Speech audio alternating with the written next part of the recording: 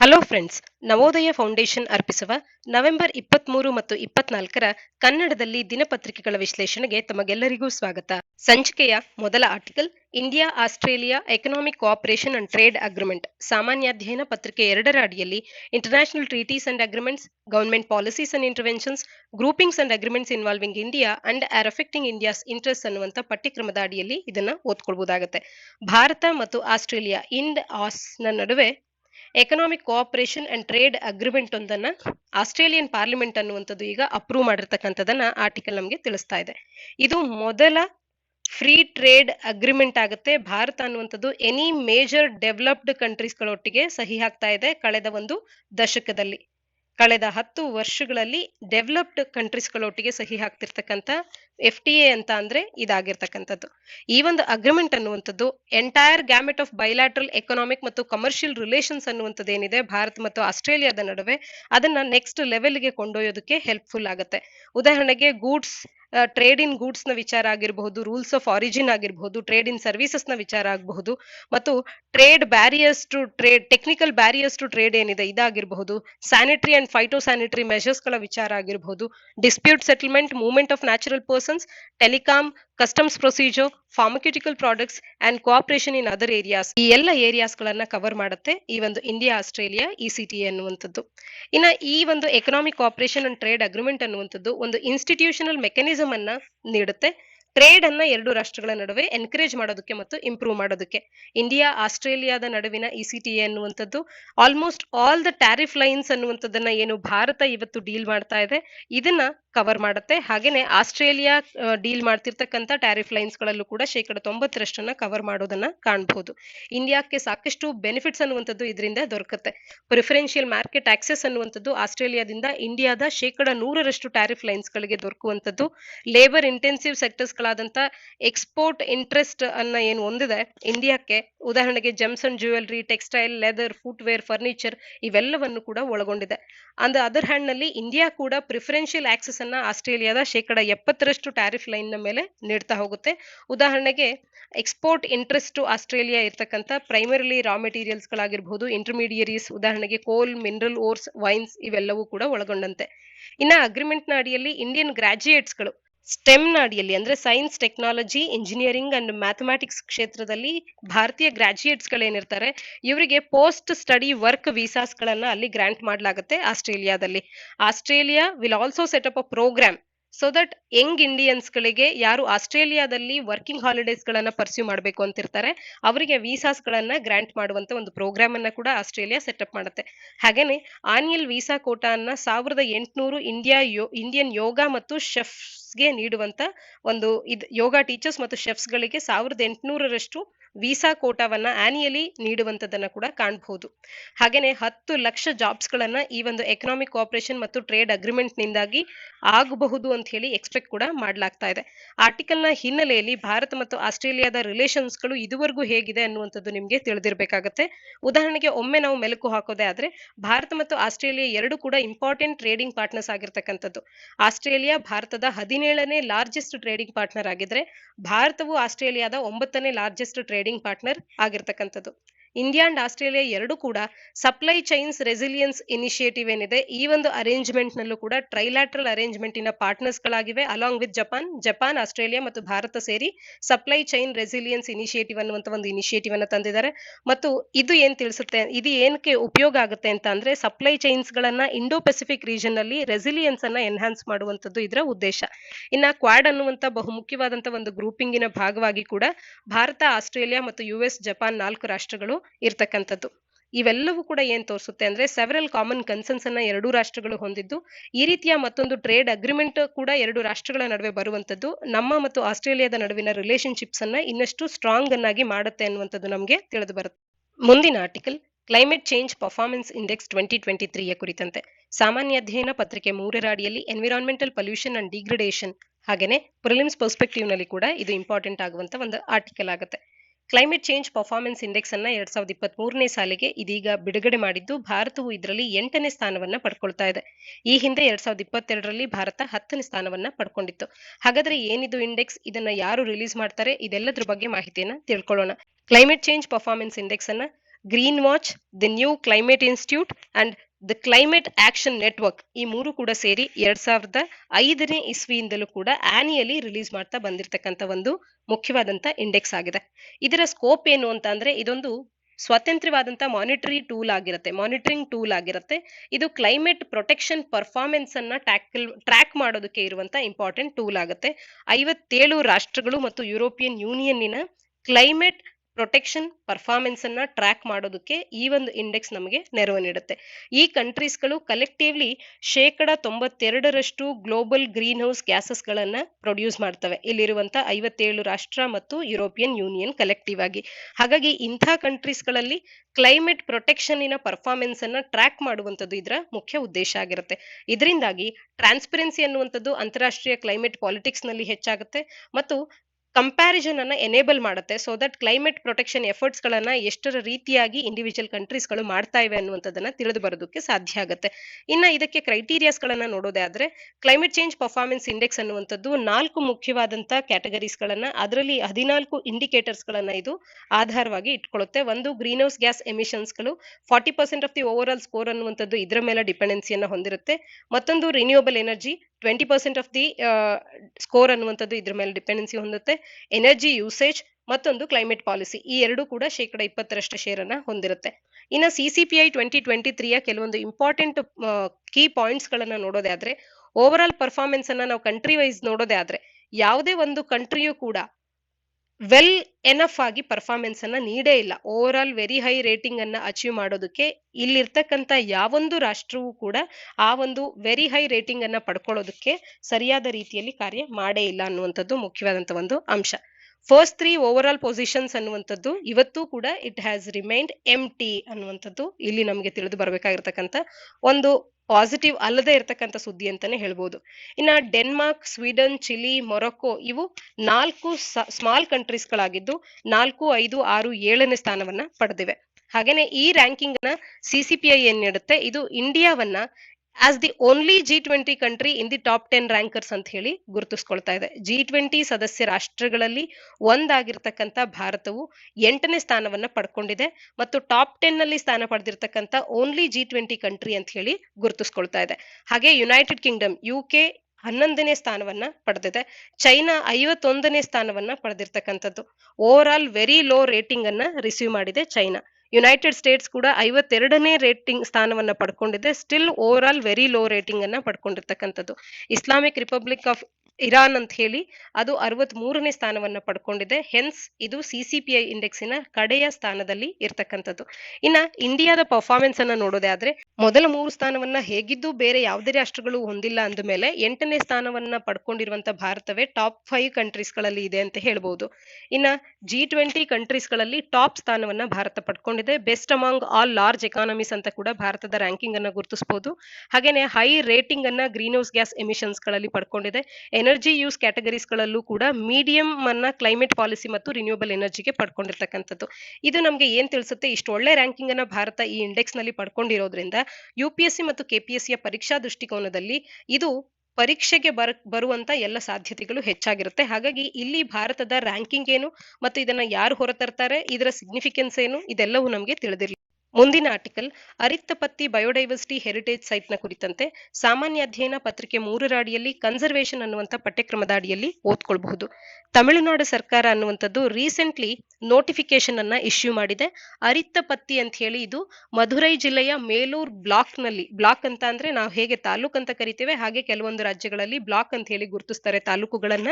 ಮಧುರೈ ಜಿಲ್ಲೆಯ ಮೇಲೂರು ಬ್ಲಾಕ್ ನಲ್ಲಿ ಇರ್ತಕ್ಕಂಥ ಅರಿತ್ತಪತ್ತಿಯನ್ನ ಬಯೋಡೈವರ್ಸಿಟಿ ಹೆರಿಟೇಜ್ ಸೈಟ್ ಅಂತ ಹೇಳಿ ತಮಿಳುನಾಡು ಸರ್ಕಾರ ಈಗ ನೋಟಿಫೈ ಮಾಡಿರ್ತಕ್ಕಂಥದ್ದು. ಇದು ತಮಿಳುನಾಡಿನ ಮೊದಲ ಬಯೋಡೈವರ್ಸಿಟಿ ಹೆರಿಟೇಜ್ ಸೈಟ್ ಆಗಿದ್ದು ಭಾರತದ 35ನೇ ಬಯೋಡೈವರ್ಸಿಟಿ ಹೆರಿಟೇಜ್ ಸೈಟ್ ಆಗಿದೆ. ಇದು ನಮಗೆ ತಿಳಿದಿರಲಿ. ತಮಿಳುನಾಡಿನ ಫಸ್ಟ್ ಅಂಡ್ ಇಂಡಿಯಾಸ್ 35th ಅನ್ನುವಂಥದ್ದು. ಹಾಗಾದ್ರೆ ಅರಿತ್ತಪತ್ತಿಯ ಬಗ್ಗೆ ಒಂದಷ್ಟು ಮಾಹಿತಿನ ತಿಳ್ಕೊಳ್ಳೋದೇ ಆದ್ರೆ ಇದು ಎಕಲಾಜಿಕಲ್ ಮತ್ತು ಹಿಸ್ಟಾರಿಕಲ್ ಎರಡೂ ರೀತಿಯಲ್ಲಿ ಮಹತ್ವವನ್ನು ಪಡ್ಕೊಂಡಿರ್ತಕ್ಕಂಥ ಒಂದು ಸ್ಥಳ ಆಗಿದ್ದು 250 ಬರ್ಡ್ ಸ್ಪೀಸೀಸ್ ಗಳನ್ನ ಇಲ್ಲಿ ಕಾಣಬಹುದು. ಮುಖ್ಯವಾದಂತ ರಾಪ್ಟರ್ಸ್ ಮತ್ತು ಬರ್ಡ್ಸ್ ಆಫ್ ಪ್ರೇ ಅನ್ನ ನೋಡೋದೇ ಆದ್ರೆ ಲಗ್ಗರ್ ಫಾಲ್ಕನ್, ಶಾಹೀನ್ ಫಾಲ್ಕನ್, ಬೋನೆಲಿಸ್ ಈಗಲ್ ಇವುಗಳನ್ನ ಇಲ್ಲಿ ಕಾಣಬಹುದಾಗುತ್ತೆ. ಹಾಗೇನೆ ಭಾರತದ ಸಾಕಷ್ಟು ವೈಲ್ಡ್ ಲೈಫ್ಗೆ ಇದು ಮನೆ ಕೂಡ ಆಗಿರ್ತಕ್ಕಂಥದ್ದು. ಇಂಡಿಯನ್ ಪ್ಯಾಂಗೋಲಿನ್, ಸ್ಲೆಂಡರ್ ಲೋರೇಸ್, ಪೈಥಾನ್ಸ್ ಗಳನ್ನ ಇಲ್ಲಿ ನಾವು ಹೆಚ್ಚಿನದಾಗಿ ಕಾಣಬಹುದು. ಹಾಗೇನೆ ಅನೈಕೊಂಡನ್ ಲೇಕ್ ಅನ್ನುವಂಥದ್ದು ಇದು ಪಾಂಡ್ಯರ ಒಂದು ರೈನ್ ನ ಸಂದರ್ಭದಲ್ಲಿ, ಅವರ ಆಳ್ವಿಕೆಯ ಸಂದರ್ಭದಲ್ಲಿ 16ನೇ ಶತಮಾನದಲ್ಲೇ ಇದನ್ನ ಬಿಲ್ಡ್ ಮಾಡಲಾಗಿದ್ದು, ಇದು ಕೂಡ ಈ ಅರಿತಪತಿ ಬಯೋಡೈವರ್ಸಿಟಿ ಹೆರಿಟೇಜ್ ಸೈಟಿನ ಭಾಗವಾಗಿ ಇರುವಂತದನ್ನ ಕಾಣಬಹುದು. ಹಾಗೇನೆ ಸೆವೆರಲ್ ಮೆಗಾಲಿಥಿಕ್ ಸ್ಟ್ರಕ್ಚರ್ಸ್ ಗಳನ್ನ, ರಾಕ್ ಕಟ್ ಟೆಂಪಲ್ಸ್ ಗಳನ್ನ, ತಮಿಳ್ ಬ್ರಾಹ್ಮಿ ಇನ್ಸ್ಕ್ರಿಪ್ಷನ್ಸ್ ಗಳನ್ನ, ಜೈನ್ ಬೆಡ್ಸ್ ಗಳು ಇವೆಲ್ಲವೂ ಕೂಡ ಈ ಒಂದು ರೀಜನ್ ಅಲ್ಲಿ ಒಂದಾಗಿದ್ದು, ಈ ರೀಜನಿನ ಹಿಸ್ಟಾರಿಕಲ್ ಸಿಗ್ನಿಫಿಕೆನ್ಸ್ ಅನ್ನ ಹೆಚ್ಚಿಸ್ತಾ ಇದೆ. ಹಾಗಾದ್ರೆ ಬಯೋಡೈವರ್ಸಿಟಿ ಹೆರಿಟೇಜ್ ಸೈಟ್ ಅಂದ್ರೇನು ಅನ್ನುವಂಥದ್ದನ್ನ ನಾವು ತಿಳ್ಕೊಳ್ಳೋಣ ಆರ್ಟಿಕಲ್ ನ ಹಿನ್ನೆಲೆಯಲ್ಲಿ. ಇವು ಒಂದು ವೆಲ್ ಡಿಫೈನ್ಡ್ ಏರಿಯಾಸ್ ಆಗಿದ್ದು, ಯುನಿಕ್ ಎಕಲಾಜಿಕಲಿ ಫ್ರಜೈಲ್ ಎಕೋಸಿಸ್ಟಮ್ಸ್ ಗಳನ್ನ, high diversity of wild and domesticated species ಗಳನ್ನ ಹೊಂದಿರುತ್ತೆ. ಇಲ್ಲಿ ಥ್ರೆಟನ್ಡ್ ಸ್ಪೀಸೀಸ್ ಗಳ ರೇಟ್ ಅನ್ನುವಂಥದ್ದು ಹೆಚ್ಚಾಗಿರುತ್ತೆ. ಕೀಸ್ಟೋನ್ ಸ್ಪೀಸೀಸ್ ಗಳನ್ನು ಕೂಡ ನಾವಿಲ್ಲಿ ಹೆಚ್ಚಿನದಾಗಿ ಕಾಣಬಹುದು. Under the biological diversity act 2002ರ ಅಡಿಯಲ್ಲಿ ಸೆಕ್ಷನ್ 37 ಕ್ಲಾಸ್ 1 ಹೇಳೋ ಪ್ರಕಾರ state government from time to time notify ಮಾಡಬಹುದಾಗುತ್ತೆ. ಲೋಕಲ್ ಬಾಡೀಸ್ ಗಳೊಟ್ಟಿಗೆ ಕನ್ಸಲ್ಟೇಷನ್ ಅನ್ನ ಮಾಡಿ ತನ್ನ ಅಫಿಷಿಯಲ್ ಗೆಜೆಟ್ ನ ಮುಖಾಂತರವಾಗಿ ಯಾವುದೇ ಏರಿಯಾಸ್ ಗಳನ್ನ ಏರಿಯಾಸ್ ಆಫ್ ಬಯೋಡೈವರ್ಸಿಟಿ ಇಂಪಾರ್ಟೆನ್ಸ್ ಅಂತ ಹೇಳಿ ನೋಟಿಫೈ ಮಾಡಬಹುದು. ಆ ರೀತಿ ತಮಿಳುನಾಡು ಸರ್ಕಾರ ಅಲ್ಲಿನ ಮೊದಲ ಒಂದು ಬಯೋಡೈವರ್ಸಿಟಿ ಹೆರಿಟೇಜ್ ಸೈಟ್ ಅನ್ನಾಗಿ ಅರಿತಪತ್ತಿಯನ್ನ ಈಗ ನೋಟಿಫೈ ಮಾಡಿರ್ತಕ್ಕಂಥದ್ದು. ಆರ್ಟಿಕಲ್ ನ ಹಿನ್ನೆಲೆಯಲ್ಲಿ ಪ್ರಿಲಿಮ್ಸ್ ನಲ್ಲಿ ಈ ರೀತಿಯ ಪ್ರಶ್ನೆಗಳು ಬಂದಾಗ ಬಯೋಡೈವರ್ಸಿಟಿ ಹೆರಿಟೇಜ್ ಸೈಟ್ ಅನ್ನ ನೋಟಿಫೈ ಮಾಡುವಂತ ಒಂದು ಪವರ್ ಅನ್ನುವಂಥದ್ದು ಕೇಂದ್ರ ಸರ್ಕಾರಕ್ಕೆ ಇದೆ ಅಂತ ಹೇಳಿ ಯೂನಿಯನ್ ಗವರ್ಮೆಂಟ್ ಅಂತ ಹೇಳಿ ನೀಡಿದ್ರೆ ಅದು ತಪ್ಪು. ಬದಲಾಗಿ ರಾಜ್ಯ ಸರ್ಕಾರಕ್ಕೆ ಈ ಪವರ್ ಇದೆ ಅನ್ನುವಂಥದ್ದು ನಮಗೆ ತಿಳಿದಿರ್ಬೇಕಾಗುತ್ತೆ. ಹಾಗೇನೆ ಇಲ್ಲಿ ರಿಸ್ಟ್ರಿಕ್ಷನ್ಸ್ ಗಳ ವಿಚಾರಕ್ಕೆ ಬಂದ್ರೆ, ಬಯೋಡೈವರ್ಸಿಟಿ ಹೆರಿಟೇಜ್ ಸೈಟ್ ಅನ್ನುವಂಥದ್ದು ಸ್ಪೆಸಿಫಿಕ್ ಆಗಿ ಯಾವುದೇ ರಿಸ್ಟ್ರಿಕ್ಷನ್ಸ್ ಗಳನ್ನ ಪ್ರಿವೈಲಿಂಗ್ ಪ್ರಾಕ್ಟೀಸಸ್ ನ ಮೇಲೆ ಹಾಕೋದಿಲ್ಲ. ಯೂಸೇಜ್ ಅಥವಾ ಲೋಕಲ್ ಕಮ್ಯುನಿಟೀಸ್ ಗಳ ಪ್ರಾಕ್ಟೀಸಸ್ ನ ಮೇಲೆ ಹಾಕೋದಿಲ್ಲ. ಹಾಗೇನೆ ವಾಲಂಟರಿ ಆಗಿ ಇವುಗಳನ್ನ ಡಿಸೈಡ್ ಮಾಡಬಹುದಾಗಿರುತ್ತೆ. ಇದರ ಒಂದು ಉದ್ದೇಶ ಏನು ಅಂತ ಅಂದ್ರೆ, ಅಲ್ಲಿರುವಂತಹ ಲೋಕಲ್ ಕಮ್ಯುನಿಟೀಸ್ ಗಳ ಲೈಫಿನ ಕ್ವಾಲಿಟಿಯನ್ನ ಎನ್ಹಾನ್ಸ್ ಮಾಡುವಂತದ್ದು ಕನ್ಸರ್ವೇಷನ್ ಮೆಜರ್ಸ್ ಗಳ ಮುಖಾಂತರವಾಗಿ. ಆರ್ಟಿಕಲ್ ನ ಹಿನ್ನೆಲೆಯಲ್ಲಿ ಭಾರತದ ಮೊದಲ ಬಯೋಡೈವರ್ಸಿಟಿ ಹೆರಿಟೇಜ್ ಸೈಟ್ ಯಾವುದು ಅನ್ನುವಂಥದ್ದನ್ನ ತಪ್ಪದೆ ನೀವು ಗುರುತಿಸಿ ಕಮೆಂಟ್ ಸೆಕ್ಷನ್ ಅಲ್ಲಿ ಕಮೆಂಟ್ ಮಾಡಿ ತಿಳಿಸಿ. ಇತ್ತೀಚಿನ ಕೆಲವೊಂದು ಬಯೋಡೈವರ್ಸಿಟಿ ಹೆರಿಟೇಜ್ ಸೈಟ್ಸ್ ಗಳನ್ನ ನೋಡೋದೇ ಆದ್ರೆ, ದೆಬ್ಬಾರಿ ಅಥವಾ ಚಂಬಿಪುರ ಅಂತ ಹೇಳಿ ತ್ರಿಪುರಾದ್ದು, ಹಾಗೆ ಬೆಟ್ಲಿಂಗ್ ಶಿಬ್ ಮತ್ತು ಅದರ ಸರೌಂಡಿಂಗ್ಸ್ ಇದು ಕೂಡ ತ್ರಿಪುರಕ್ಕೆ ಸೇರಿದಂತದ್ದು, ಹಜಾಂಗ್ ಟಾರ್ಟೈಸ್ ಲೇಕ್ ಅಂತ ಹೇಳಿ ಅಸ್ಸಾಮಿನ ಒಂದು biodiversity heritage site, Borjuli wild rice site ಇದು ಕೂಡ ಅಸ್ಸಾಂದೇ ಆಗಿರುತ್ತೆ, ಮತ್ತು ಮಧ್ಯಪ್ರದೇಶದ ಅಮರ್ಕಂಟಕ್. ಈ 5 ಕೂಡ ಈ ವರ್ಷದಲ್ಲೇ ಬಯೋಡೈವರ್ಸಿಟಿ ಹೆರಿಟೇಜ್ ಸೈಟ್ ಅಂತ ಹೇಳಿ ಗುರುತಿಸಿರ್ತಕ್ಕಂಥದ್ದು. ಮುಂದಿನ article 9th ASEAN defence ministers meeting plus ಅನ್ನುವಂಥದ್ದು. ಸಾಮಾನ್ಯ ಅಧ್ಯಯನ ಪತ್ರಿಕೆ 2ರ ಅಡಿಯಲ್ಲಿ groupings and agreements involving India and or affecting India's interest ಅನ್ನುವಂಥ ಪಠ್ಯಕ್ರಮದ ಅಡಿಯಲ್ಲಿ ಓದ್ಕೊಳ್ಬಹುದಾಗುತ್ತೆ. 9th ASEAN defence ministers meeting plus ಅನ್ನುವಂಥದ್ದು ಕಾಂಬೋಡಿಯಾದ ಸಿಎಂ ರೀಪ್ ನಲ್ಲಿ ಜರುಗಿರ್ತಕ್ಕಂಥದ್ದು. ಇದರಲ್ಲಿ ಭಾರತವು ಕೂಡ ಭಾಗವಹಿಸಿದೆ. ಭಾರತ ಏಷ್ಯಾನಿನ ಭಾಗವಾಗಿಲ್ಲ, ಆದ್ರೆ ಏಷ್ಯಾನ್ ನಲ್ಲಿ ಭಾರತಕ್ಕೂ ಕೂಡ ಒಂದಷ್ಟು ಸ್ಥಾನಮಾನ ಇದೆ. ಸದಸ್ಯ ರಾಷ್ಟ್ರ ಆಗಿಲ್ಲ ಅಂದ್ರೂ ಕೂಡ ಭಾರತವು ಕೂಡ ಇದನ್ನ ಅಟೆಂಡ್ ಮಾಡಿದೆ. ಹಾಗಾದ್ರೆ ಭಾರತ ಇಲ್ಲಿ ಏನೆಲ್ಲ ಅಡ್ರೆಸ್ ಮಾಡ್ತು ಅನ್ನುವಂತ ಕೀಲ್ ಹೈಲೈಟ್ಸ್ ಗಳನ್ನ ನೋಡೋದೇ ಆದ್ರೆ, ಟೆರರಿಸಂ ನ ಕುರಿತಂತೆ ಭಾರತ ಮಾತನಾಡಿದೆ. ಒಂದು ಅರ್ಜೆಂಟ್ ರೆಸಲ್ಯೂಷನ್ ಅನ್ನುವಂಥದ್ದು ಬೇಕಾಗಿದೆ ಕೌಂಟರ್ ಟೆರರಿಸಂಗಾಗಿ ಮತ್ತು ಕ್ರಾಸ್ ಬಾರ್ಡರ್ ಟೆರರಿಸಂ ಅನ್ನ ಮತ್ತು ಟ್ರಾನ್ಸ್ ನ್ಯಾಷನಲ್ ಟೆರರಿಸಂ ಅನ್ನ ಕೌಂಟರ್ ಮಾಡಲಿಕ್ಕೆ ಆದಷ್ಟು ಶೀಘ್ರವಾಗಿ ನಾವು ಗಮನ ಹರಿಸಬೇಕು ಅನ್ನೋದ್ರ ಬಗ್ಗೆ ಭಾರತ ಮಾತನಾಡಿದೆ. ಹಾಗೇನೆ ಅದರ್ ಸೆಕ್ಯೂರಿಟಿ ಕನ್ಸರ್ನ್ಸ್ ಗಳ ಬಗ್ಗೆ, COVID-19 ಪ್ಯಾಂಡಮಿಕ್ ನ ಬಗ್ಗೆ, ಫುಡ್ ಸೆಕ್ಯೂರಿಟಿಯ ಬಗ್ಗೆ ಕೂಡ ಭಾರತ ಗಮನ ಹರಿಸಿರ್ತಕ್ಕಂಥದ್ದು. ಇನ್ನ ಮ್ಯಾರಿಟೈಮ್ ಸೆಕ್ಯೂರಿಟಿಯ ವಿಚಾರದಲ್ಲಿ ಇಂಡಿಯಾ ಫ್ರೀ, ಓಪನ್ ಮತ್ತು ಇನ್ಕ್ಲೂಸಿವ್ ಇಂಡೋ ಪೆಸಿಫಿಕ್ ರೀಜನ್ ಅನ್ನ ಅಡ್ವೊಕೇಟ್ ಮಾಡೋದನ್ನ ಕಾಣಬಹುದಾಗುತ್ತೆ. ಹಾಗೇನೆ ADMM ಪ್ಲಸ್ ಅಂದ್ರೆ ಏನು ಅನ್ನುವಂಥದ್ದನ್ನ ಆರ್ಟಿಕಲ್ ನ ಹಿನ್ನೆಲೆಯಲ್ಲಿ ತಿಳ್ಕೊಳ್ತಾ ಹೋಗೋಣ. Asian defence ministers meeting plus ಅಂದ್ರೆ ಏನು ಅನ್ನುವಂಥದ್ದನ್ನ ತಿಳ್ಕೊಳ್ಳೋಣ. 2007ರಲ್ಲಿ 2ನೇ ಏಷ್ಯಾನ್ ಡಿಫೆನ್ಸ್ ಮಿನಿಸ್ಟರ್ಸ್ ಮೀಟಿಂಗ್ ಅನ್ನುವಂಥದ್ದು ಸಿಂಗಪೂರ್ನಲ್ಲಿ ಜರುಗಿತು. ಆ ಸಂದರ್ಭದಲ್ಲಿ Asian defence ministers meeting plus ಅನ್ನುವಂಥದ್ದು ಕೂಡ ಎಸ್ಟಾಬ್ಲಿಷ್ ಆಯಿತು. ದ ಫಸ್ಟ್ ADMM ಪ್ಲಸ್ ಅನ್ನುವಂಥದ್ದನ್ನ 2010ರಲ್ಲಿ ವಿಯೆಟ್ನಾಂನಲ್ಲಿ ಕನ್ವೀನ್ ಮಾಡಲಾಯಿತು. ಬ್ರೂನೈ ಅನ್ನುವಂಥದ್ದು ಅದರ ಚೇರ್ಪರ್ಸನ್ ಆಗಿತ್ತು 2021ರ ಸಾಲಿನಲ್ಲಿ ಅನ್ನುವಂಥದ್ದು ಗೊತ್ತಿರಲಿ. ಹಾಗೇನೆ ಇದು ಒಂದು ಆನ್ಯುಯಲ್ ಮೀಟಿಂಗ್ ಆಗಿರುತ್ತೆ. ಇಲ್ಲಿ ಏಷ್ಯಾನಿನ 10 ರಾಷ್ಟ್ರಗಳ ಡಿಫೆನ್ಸ್ ಮಿನಿಸ್ಟರ್ಸ್ ಇರ್ತಾರೆ. ಹಾಗೇನೆ 8 ಡೈಲಾಗ್ ಪಾರ್ಟ್ನರ್ಸ್ಗಳು, 10 ರಾಷ್ಟ್ರಗಳು ಪ್ಲಸ್ 8 ಡೈಲಾಗ್ ಪಾರ್ಟ್ನರ್ಸಿನ ಡಿಫೆನ್ಸ್ ಮಿನಿಸ್ಟರ್ಸ್ಗಳು ಇಲ್ಲಿ ಭಾಗಿಯಾಗಿರ್ತಾರೆ. ಏಷ್ಯಾನ್ ಅಥವಾ association of south East Asian Nations ಅನ್ನುವಂಥದ್ದು ಒಂದು ಪ್ರಾದೇಶಿಕವಾದಂತ ಅಂತಾರಾಷ್ಟ್ರೀಯ ಮಟ್ಟದ ಸಂಘವಾಗಿದ್ದು ಅಥವಾ ಆರ್ಗನೈಸೇಷನ್ ಆಗಿದ್ದು, ಇದನ್ನ ಈ ಒಂದು ರೀಜನಿನ ಪೊಲಿಟಿಕಲ್ ಮತ್ತು ಸೋಷಿಯಲ್ ಸ್ಟೆಬಿಲಿಟಿಯನ್ನ ಪ್ರಮೋಟ್ ಮಾಡ್ಲಿಕ್ಕೆ ಮತ್ತು ಇಲ್ಲಿ ಆಗ್ತಿರ್ತಕ್ಕಂಥ ಟೆನ್ಷನ್ಸ್ ಗಳನ್ನ, ರೈಸಿಂಗ್ ಟೆನ್ಷನ್ಸ್ ಗಳನ್ನ ತಡೀಲಿಕ್ಕೆ ಅಂತ ಹೇಳಿ ಮಾಡಿರ್ತಕ್ಕಂಥ ಒಂದು ಸಂಸ್ಥೆ ಆಗಿದೆ. ಇಲ್ಲಿ ಮೆಂಬರ್ಶಿಪ್ ಅಂತ ಅಂದ್ರೆ ADMM ಪ್ಲಸ್ ಕಂಟ್ರೀಸ್ ಗಳ ಮೆಂಬರ್ಶಿಪ್ ಅನ್ನುವಂಥದ್ದು 10 ಏಷ್ಯಾನ್ ರಾಷ್ಟ್ರಗಳಾದ Indonesia, Malaysia, Philippines, Singapore, Thailand, Brunei, Vietnam, Laos, Myanmar ಮತ್ತು ಕಂಬೋಡಿಯಾ ಈ 10 ರಾಷ್ಟ್ರಗಳು. ಹಾಗೆ 8 ಪ್ಲಸ್ ಕಂಟ್ರೀಸ್ ಗಳಂದ್ರೆ Australia, China, India, Japan, New Zealand, Republic of Korea, Russian Federation ಮತ್ತು US ಈ 18 ರಾಷ್ಟ್ರಗಳನ್ನ ಈ ADMM ಪ್ಲಸ್ ಅನ್ನುವಂಥದ್ದು ಹೊಂದಿರುತ್ತೆ. ಇದರ ಮುಖ್ಯ ಉದ್ದೇಶ ಏನು ಅಂತ ಅಂದ್ರೆ ಮ್ಯೂಚುವಲ್ ಟ್ರಸ್ಟ್ ಅಂಡ್ ಕಾನ್ಫಿಡೆನ್ಸ್ ಅನ್ನ ಡಿಫೆನ್ಸ್ ಎಸ್ಟಾಬ್ಲಿಷ್ಮೆಂಟ್ ಗಳ ನಡುವೆ ಈ 18 ಸದಸ್ಯರೇನಿದ್ದಾರೆ ಇವರ ನಡುವೆ ಪ್ರಮೋಟ್ ಮಾಡುವಂತದ್ದು ಡೈಲಾಗ್ ಮತ್ತು ಟ್ರಾನ್ಸ್ಪರೆನ್ಸಿಯ ಮುಖಾಂತರವಾಗಿ. ಇಲ್ಲಿ ಏರಿಯಾಸ್ ಆಫ್ ಕೋಆಪರೇಷನ್ ಅಂದ್ರೆ maritime security, counter terrorism, humanitarian assistance ಮತ್ತು ಡಿಸಾಸ್ಟರ್ ರಿಲೀಫ್ ಆಗಿರಬಹುದು, ಪೀಸ್ ಕೀಪಿಂಗ್ ಆಪರೇಷನ್ಸ್ ಗಳು ಮತ್ತು ಮಿಲಿಟರಿ ಮೆಡಿಸಿನ್ ಅನ್ನುವಂಥದ್ದು ಇಲ್ಲಿ ಮುಖ್ಯವಾದಂತಹ ಏರಿಯಾಸ್ ಗಳಾಗಿರುತ್ತೆ. ಮುಂದಿನ ಆರ್ಟಿಕಲ್ ಸೈಟ್ಸ್ COP19 ಅನ್ನುವಂಥದ್ದು ಸಾಮಾನ್ಯ ಅಧ್ಯಯನ ಪತ್ರಿಕೆ 3ರ ಅಡಿಯಲ್ಲಿ ಇಂಪಾರ್ಟೆಂಟ್ ಇಂಟರ್ನ್ಯಾಷನಲ್ ಇನ್ಸ್ಟಿಟ್ಯೂಷನ್ಸ್ ಹಾಗೆ ಕನ್ಸರ್ವೇಷನ್ ಅನ್ನುವಂಥ ಪಠ್ಯಕ್ರಮದ ಅಡಿಯಲ್ಲಿ ಇದನ್ನ ನಾವು ಓದ್ಕೊಳ್ಬಹುದಾಗುತ್ತೆ. ಸೈಟ್ಸ್ ನಮ್ಗೆಲ್ಲರಿಗೂ ತಿಳಿದೇ ಇದೆ. Convention on international trade in endangered species of wild fauna and flora ಅನ್ನುವಂಥದ್ದು ಇದರ ವಿಸ್ತೃತ ರೂಪ. ಇದರ ಕಾನ್ಫರೆನ್ಸ್ ಆಫ್ ಪಾರ್ಟೀಸ್ ಅನ್ನುವಂಥದ್ದು ಅಂದ್ರೆ ಇದರ ಸದಸ್ಯ ರಾಷ್ಟ್ರಗಳ ಕಾನ್ಫರೆನ್ಸ್ ಅನ್ನುವಂಥದ್ದು ಅದರ 19ನೇ ಆವೃತ್ತಿ ಅನ್ನುವಂಥದ್ದು ಈಗ ಜರುಗಿರ್ತಕ್ಕಂಥದ್ದು. ಎಲ್ಲಿ ಅಂತ ಅಂದ್ರೆ ಪನಾಮಾ ಸಿಟಿಯಲ್ಲಿ. ಸೈಟ್ಸ್ ನ COP19 ಎಲ್ಲಿ ಜರುಗ್ತು ಅಂದ್ರೆ ಪನಾಮಾ ಸಿಟಿ ಅನ್ನುವಂಥದ್ದು ಗೊತ್ತಿರಲಿ. COP19 ಅನ್ನ the world wild life conference ಅಂತ ಕೂಡ ಗುರುತಿಸಲಾಗ್ತಾ ಇದೆ. ವರ್ಲ್ಡ್ ವೈಲ್ಡ್ ಲೈಫ್ ಕಾನ್ಫರೆನ್ಸ್ ಅಂತ. ಹಾಗಾದ್ರೆ ಈ ಕಾನ್ಫರೆನ್ಸಿನ ಹೈಲೈಟ್ಸ್ ಗಳೇನು ಅಂತ ಅಂದ್ರೆ 52 ಪ್ರಪೋಸಲ್ಸ್ ಗಳನ್ನ ಇಡಲಾಗಿದೆ ಈ ಒಂದು ಸಮ್ಮೇಳನದಲ್ಲಿ. ಇದು sharks, reptiles, hippos, songbirds, rhinos ಮತ್ತು 200 ಟ್ರೀ ಸ್ಪೀಸೀಸ್ಗಳು, ಆರ್ಕಿಡ್ಸ್ಗಳು, ಎಲಿಫೆಂಟ್ಸ್ಗಳು ಇವೆಲ್ಲವುಗಳ ಇಂಟರ್ನ್ಯಾಷನಲ್ ಟ್ರೇಡ್ ಅನ್ನ ರೆಗ್ಯುಲೇಟ್ ಮಾಡೋದನ್ನ ಅಫೆಕ್ಟ್ ಮಾಡುವಂತೆ ಈ ಒಂದು 52 ಪ್ರಪೋಸಲ್ಸ್ಗಳು ಇಲ್ಲಿ ಬಂದಿರತಕ್ಕಂಥದ್ದು. ಇಂಡಿಯಾದ ಶೀಶಮ್ ಅಂದ್ರೆ ದಾಲ್ಬೆರ್ಜಿಯಾ ಸೀಸು ಅಂತ ಕೂಡ ಕರೆಯುವಂತ ನಮ್ಮ ಒಂದು ಕನ್ಸರ್ವೇಷನ್ ಅಲ್ಲಿ ಅಪೆಂಡಿಕ್ಸ್ 2 ನಲ್ಲಿದೆ. ದೇರ್ ಬೈ ಇದು ಸೈಟ್ಸ್ ಇನ ರೆಗ್ಯುಲೇಷನ್ಸ್ ಗಳನ್ನ ಈ ಒಂದು ಸ್ಪೀಸೀಸ್ ಅನ್ನ ಟ್ರೇಡ್ ಮಾಡೋದಕ್ಕೆ ಫಾಲೋ ಮಾಡಲೇಬೇಕಾಗುತ್ತೆ. ಇದು ಕೂಡ ಇಲ್ಲಿ ಇನ್ವಾಲ್ವ್ ಆಗಿರ್ತಕ್ಕಂಥದ್ದು. ರಿಲೀಫ್ ಅನ್ನ ಇಲ್ಲಿ ಪ್ರೊವೈಡ್ ಮಾಡಲಾಗಿದೆ. ಸೈಟ್ಸ್ ರೂಲ್ಸ್ ಗಳನ್ನ ದಾಲ್ಬೆರ್ಜಿಯಾ ಸಿಸುಗೆ ಈಗ ಎಕ್ಸ್ಪೋರ್ಟ್ ಮಾಡುವಂತ ವಿಚಾರದಲ್ಲಿ ಕೆಲವೊಂದಷ್ಟು ರೂಲ್ಸ್ ಗಳನ್ನ ಈಸ್ ಮಾಡೋ ಮುಖಾಂತರವಾಗಿ ಒಂದು ರಿಲೀಫ್ ಅನ್ನುವಂಥದ್ದು ಭಾರತದ ಈ ಒಂದು ಸ್ಪೀಸೀಸ್ಗೆ ದೊರಕಿದೆ. ಇದರಿಂದಾಗಿ ಇಂಡಿಯನ್ ಹ್ಯಾಂಡಿಕ್ರಾಫ್ಟ್ಸ್ ಗಳ ಎಕ್ಸ್ಪೋರ್ಟ್ ಅನ್ನುವಂಥದ್ದು ಕೂಡ ಬೂಸ್ಟ್ ಆಗುತ್ತೆ. ಇನ್ನ ಈ ಒಂದು ಕಾನ್ಫರೆನ್ಸ್ ಅನ್ನುವಂಥದ್ದು ಸಿ ಕುಕುಂಬರ್ಸ್ ಥೆಲೆನೋಟಾ ಅನ್ನುವಂತ ಒಂದು ಸೈಂಟಿಫಿಕ್ ನೇಮ್ ಅನ್ನ ಹೊಂದಿದೆ. ಇದು ಕೂಡ ಅಪೆಂಡಿಕ್ಸ್ 2 ನಲ್ಲಿ ಇದೆ. ಸೈಟ್ಸ್ ನಲ್ಲಿ ಇಲ್ಲಿ ಕೂಡ ಸಿ ಕುಕುಂಬರ್ಸ್ ನ ವಿಚಾರದಲ್ಲಿ ಕೂಡ ಅಪೆಂಡಿಕ್ಸ್ 2 ನಲ್ಲಿ ಇರ್ತಕ್ಕಂಥ ಈ ಒಂದು ಸ್ಪೀಸೀಸ್ ನ ವಿಚಾರದಲ್ಲೂ ಕೂಡ ಪ್ರಪೋಸಲ್ ಅನ್ನ ಆಕ್ಸೆಪ್ಟ್ ಮಾಡ್ಕೊಂಡಿದೆ.